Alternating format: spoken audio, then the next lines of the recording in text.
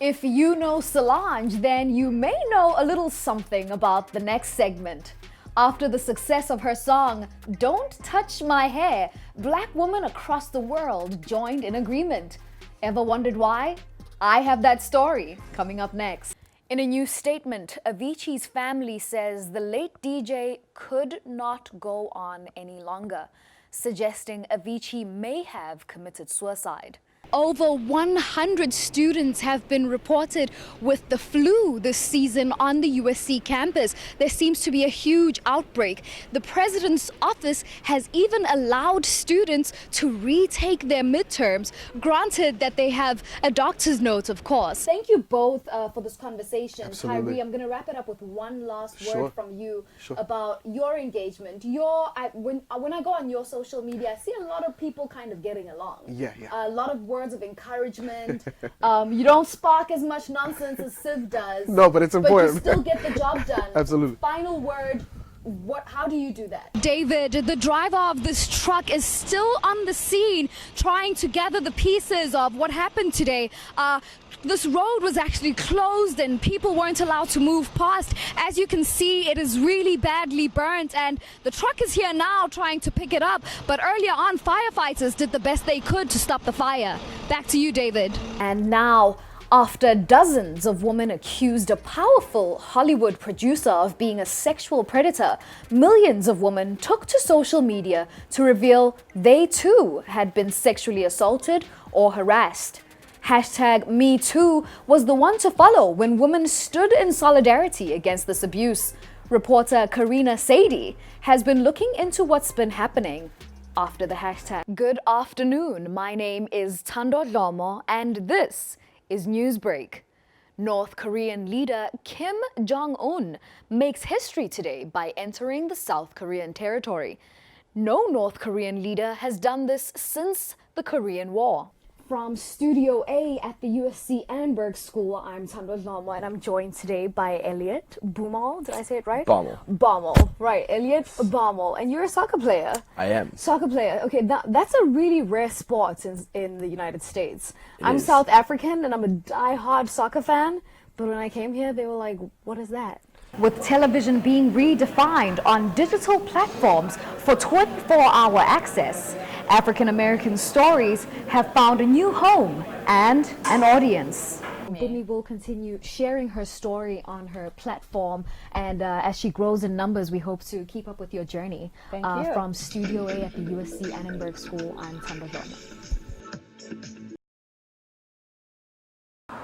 In a quaint neighborhood, away from the hustle and bustle of the city, a newly accepted USC Trojan is making her mark through 3D printing. Well, I play piano and I'm 18. You're 18. How long have you been 3D printing? About 2 years. In between her classes, you can find her playing the piano at home and at national competitions. You can also find her using her MakerBot Replicator 2 3D printer. Her name is Valerie, and at the age of 16, she survived an injury that changed her perspective on life as she knew it. It's my right hand that I got injured, and I ended up getting nerve damage, ligament damage, bone contusion, and a slight fracture. Valerie lost mobility in her right arm after a classmate twice her size accidentally lodged her arm in between desks. She was then forced to change how she interacted day to day. And I realized how important a hand is. We could go around every day thinking, taking everything for granted per se, but it's like when you actually have an injury, you know how much you really require something. Now, Valerie is the youngest to head a 3D printing chapter that focuses on creating prosthetic hands and arms for young amputees who love music. She calls it Enabling Music, a local chapter that stems from its mother organization, Enabling the Future. They give you the feeling of I am so happy for you. Giving somebody something that they don't have is like such a great feeling for me. When I gave one of the kids their hands, the first thing they tried to do is start to pick things up. And so when she was able to pick up a water bottle, it was like everybody in there just had like a moment of silence, and then there was like cheering, and it was like, this is what I'm doing this for, to make people happy that they can do something that they weren't able to do before. The 3D printing revolution is one that has become quite impactful. Valerie's next project is a partnership with Keck Hospital. She intends to 3D print musical instruments that will be used in the hospital's potential music therapy club.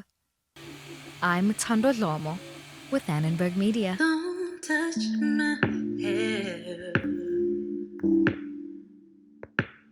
when it's the feelings I wear. Like, no.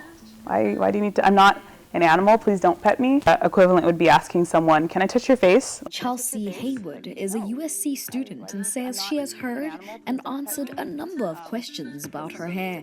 The most common, can I touch your hair? It's a question that we get often, and so it makes us uncomfortable because nobody else is getting asked that question. Like many black women, she was born with a head full of curls, but when her mom felt the time was right, she began wearing her hair in more straight and long hairstyles. She would wash it, she would hot comb it, which is like a comb that you keep on the fire of the stove, and it gets really hot and you comb through your hair, and then you would flat iron it and usually leave it with a little bump at the end. In recent years, Chelsea began wearing her hair in its natural curl patterns again. The natural hair movement is one that has come in cycles over the years. But natural hair expert Chelsea Johnson says after the hashtag "Don't Touch My Hair" became popular, many black women considered it a new declaration of self-ownership. Black Americans came here literally as property, as slaves. And as descendants of slaves with no citizenship rights, no property rights. So claiming ownership over your space and over your body in a very literal sense means a lot, because those are still things we're fighting for to this day. In the United States, black skin and black hair meant you could be bought and sold. Now, it means reclaiming your space. In South Africa, the texture of your hair would mean the difference between getting an education and not getting one. Under apartheid, you could literally legislate yourself from one racial category to another.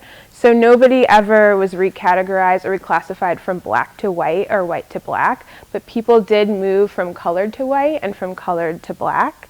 And so one of the measures or ways that the government used to determine whether you could access the spatial, social, economic rights that were only afforded to white South Africans at the time was through the pencil test. So we stuck a pencil in someone's hair and it fell out, their hair was a loose enough texture that it fell out, you could be granted the categorization of whiteness. It determined what jobs you could get, it determined where you could go to school, where you could live, what hospitals you had access to, if you went to prison, what prison you would go to, so it meant a lot. For Annenberg Media, I'm Thando Dlomo.